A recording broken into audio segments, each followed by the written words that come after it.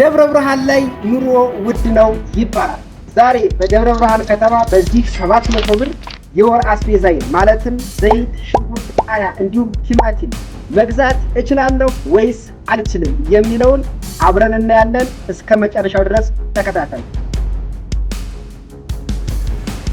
ለማታውቁኝ በትረ ሙሴ እባላለሁ።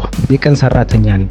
የምኖረው በደብረ ብርሃን ከተማ ሲሆን ህይወትን ለማሸነፍ ዩቲዩብ እሰራለሁ።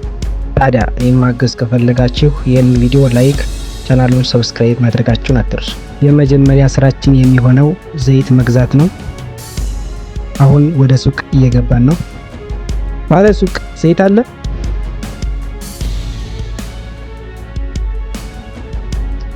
ስንት ነው 1 ሊትር ዘይት? ታዶ ያያል እንዴ ዘይት?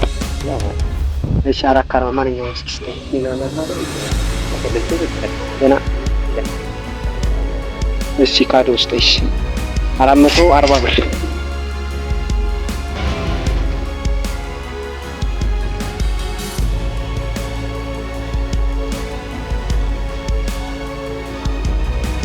ለመቶ 60 ብር ቀርተናል አባቴ። አሁን ዘይታችንን ገዝተናል። የቀረን ብር 260 ብር ነው ማለት ነው። በዚህ በ260 ብር ሽንኩርት፣ ቃሪያ፣ ቲማቲም ይገዛልናል ወይስ አይገዛልንም የሚለውን አብረን ያለን ተከታተሉ። ሱቅ ላይ አትክልት ውድ ስለሆነ አሁን ከገበያ ለመግዛት ወደ ገበያ እየገባሁ ነው።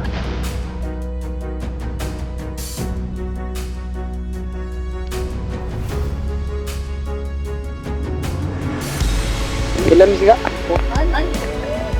ስንት ነው ቲማቲም ነው አመጭም ታራንሽ እዚህ ጋር ነይ ፍስጭ። እሺ ሽንኩርት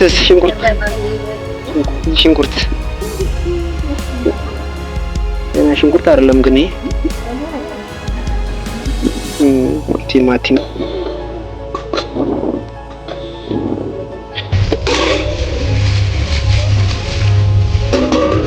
ሽንኩርት ደህና ነው ምረጭልኝ። 1 ኪሎ ሽንኩርት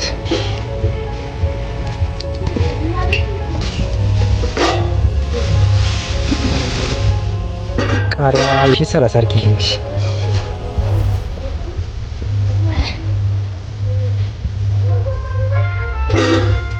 አስቤዛችንን ገዝተን ጨርሰናል። የቀረን 30 ብር ነው። በዚህች በ30 ብር ምን እናደርግበት? እስኪ አስተያየታችሁን ኮሜንት ስራ አስቀምጡልን።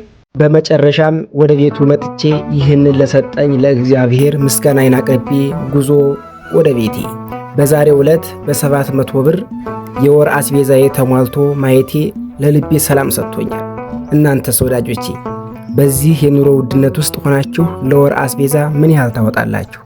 ይህንን የኑሮ ጫና እንዴት እያለፋችሁት ነው? እናንተም የራሳችሁን ተሞክሮ ኮሜንት ላይ ብታካፍሉኝ ደስ ይለኛል። ቪዲዮውን ከወደዳችሁት ላይክ እና ሼር በማድረግ ቤተሰብ ሁኑ።